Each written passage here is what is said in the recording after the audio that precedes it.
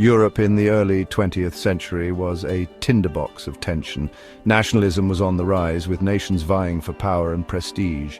The great powers of Europe had formed a complex web of alliances. These alliances were meant to deter aggression, but instead, they entangled them in a dangerous game of brinkmanship. The Triple Entente, consisting of France, Russia and Great Britain, stood opposed to the Triple Alliance of Germany, Austria, Hungary and Italy. Each alliance viewed the other with suspicion, and a sense of inevitability hung in the air. The assassination of Archduke Franz Ferdinand in Sarajevo in 1914 provided the spark that would ignite this powder keg. The assassination of Archduke Franz Ferdinand, heir to the Austro-Hungarian throne, and his wife Sophie by a Serbian nationalist on June 28, 1914, sent shockwaves through Europe. Austria, Hungary with German support, issued an ultimatum to Serbia, demanding satisfaction for the assassination. Serbia's response failed to meet Austria-Hungary's demands. This diplomatic failure triggered a chain reaction that would plunge Europe into the abyss of war. Austria-Hungary declared war on Serbia on July 28, 1914. Within days, the intricate web of alliances drew the other great powers into the conflict. Germany declared war on Russia on August 1st and on France on August 3rd. Great Britain, obligated by its treaty with Belgium, declared war on Germany on August 4th after Germany invaded Belgium as part of its plan to attack France. The assassination of Archduke Franz Ferdinand in Sarajevo on June 28, 1914, was the catalyst for the outbreak of World War I. The Archduke, heir to the Austro-Hungarian throne, and his wife Sophie were shot dead by Gavrilo Princip, a Serbian nationalist. This act of terrorism had far-reaching consequences. Austria-Hungary, outraged by the assassination, held Serbia responsible and issued an ultimatum with the backing of its powerful ally Germany. The ultimatum demanded Serbia's cooperation in suppressing anti-Austrian sentiment within its borders. Serbia, fearing for its sovereignty, agreed to some of the demands but ultimately refused to comply fully. This partial acceptance was deemed insufficient by Austria-Hungary, which declared war on Serbia on July 28, 1914. This declaration of war set in motion the intricate web of alliances that would engulf Europe in a devastating conflict. Within a week, the great powers of Europe were at war. The early stages of the war were marked by a sense of naive optimism. Many believed it would be a short and decisive conflict, a war to end all wars. However, the reality proved far different. Germany's Schlieffen Plan, a bold military strategy aimed at knocking France out of the war quickly by invading through neutral Belgium, initially seemed successful. German forces swept through Belgium and northern France, but they were halted at the Battle of the Marne in September 1914. The failure of the Schlieffen Plan shattered the illusion of a swift victory. The war on the Western Front devolved into a bloody stalemate. The Central Powers, consisting of Germany, Austria-Hungary and the Ottoman Empire, faced off against the Allied powers led by France, Russia and Great Britain. The initial German advance into France was met with fierce resistance, and the conflict quickly bogged down into a brutal war of attrition. The Western Front became a nightmarish landscape of trenches, barbed wire and machine guns. Millions of soldiers would perish in futile attempts to break the stalemate. The Eastern Front, stretching across vast swathes of Eastern Europe, was equally devastating. Russia's massive army, while poorly equipped, initially posed a significant threat to Germany and Austria-Hungary. However, Russia's logistical weaknesses and internal turmoil eventually led to their collapse in 1917. Trench warfare became synonymous with World War I. Soldiers on both sides endured unimaginable conditions in these muddy, rat-infested ditches. The trenches, stretching for hundreds of miles across the battlefields of Europe, provided a semblance of protection from enemy fire but exposed soldiers to a host of other horrors. Life in the trenches was a constant struggle for survival. Disease was rampant, and the lack of hygiene and sanitation only exacerbated the spread of illness. The psychological toll of trench warfare was immense.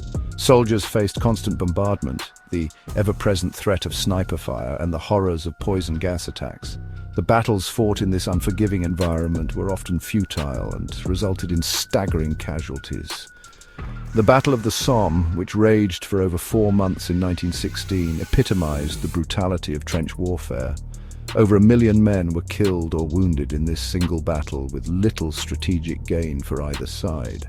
The constant fear, the deafening noise, and the sight of death and suffering took a heavy toll on the mental well-being of those who served in the trenches. Shell shock, a form of post-traumatic stress disorder, became increasingly common among soldiers. Section 5. Beyond European shores, the war's global reach.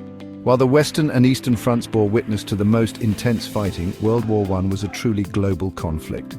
The Ottoman Empire, allied with the Central Powers, controlled key sea lanes in the Mediterranean and posed a threat to British interests in the Middle East.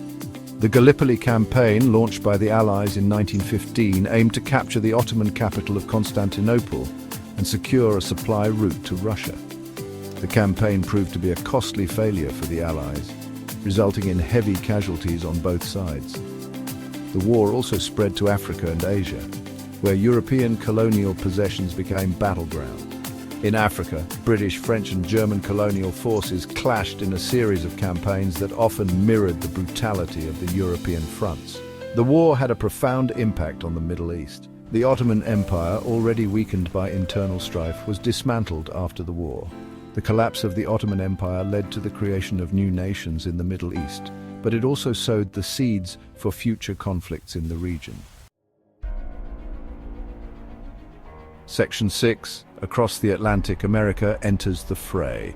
The United States, initially neutral in the conflict, watched the events in Europe with growing concern. The sinking of the British passenger liner Lusitania by a German U-boat in 1915, which resulted in the loss of over 1,000 lives, including 128 Americans, outraged the American public and shifted public opinion towards intervention. Germany's unrestricted submarine warfare campaign, targeting neutral shipping in the Atlantic, further fueled calls for the United States to enter the war. In February 1917, the United States intercepted a telegram from German Foreign Minister Arthur Zimmermann to the German ambassador in Mexico. The Zimmermann telegram proposed a German-Mexican alliance in the event of war between the United States and Germany. Germany pledged to support Mexico in reclaiming territory lost to the United States in the Mexican-American War. The publication of the Zimmermann telegram further inflamed anti-German sentiment in the United States. On April 6, 1917, the United States declared war on Germany, citing Germany's unrestricted submarine warfare and the Zimmermann telegram as justifications. Section 7. A world shattered, the end of an era. By 1918, after more than 4 years of devastating warfare, all sides were exhausted. The arrival of fresh American troops on the Western Front provided a much-needed morale boost to the Allies. Germany, facing internal unrest and dwindling resources, could no longer sustain its war effort.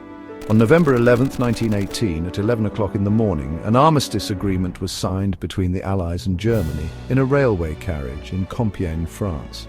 The armistice brought an end to the fighting, but it also marked the beginning of a new era. The world that emerged from the ashes of World War I was vastly different from the one that had existed before 1914. 4 empires, the German, Austro-Hungarian, Ottoman and Russian, had collapsed, and new nations were born from their ruins. The Treaty of Versailles, signed in 1919, officially ended the war and redrew the map of Europe. The treaty, however, was harsh on Germany. It imposed heavy reparations payments on Germany, stripped it of territory and limited its military capabilities. These punitive measures would have far-reaching consequences in the years to come. Section 8. Scars on the World, the enduring legacy of World War I. World War I was a watershed moment in human history. It was a conflict of unprecedented scale and brutality, claiming the lives of millions and leaving an indelible mark on the world. The war shattered the illusion of progress that had characterized the late 19th and early 20th centuries. It ushered in an era of uncertainty and instability that would shape the course of the 20th century. The war also had a profound impact on the arts, literature, and culture. The horrors of the trenches, and the disillusionment that followed the war found expression in the works of artists, writers, and poets. The Treaty of Versailles, intended to prevent future wars, ultimately failed to address the underlying causes of the conflict. The treaty's harsh treatment of Germany created resentment and instability in Europe, paving the way for the rise of extremist ideologies like Nazism.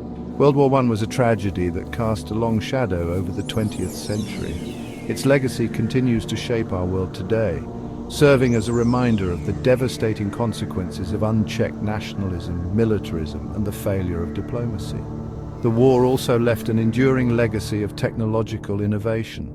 The development of new weapons such as machine guns, tanks, and poison gas transformed warfare and left a chilling reminder of humanity's capacity for destruction.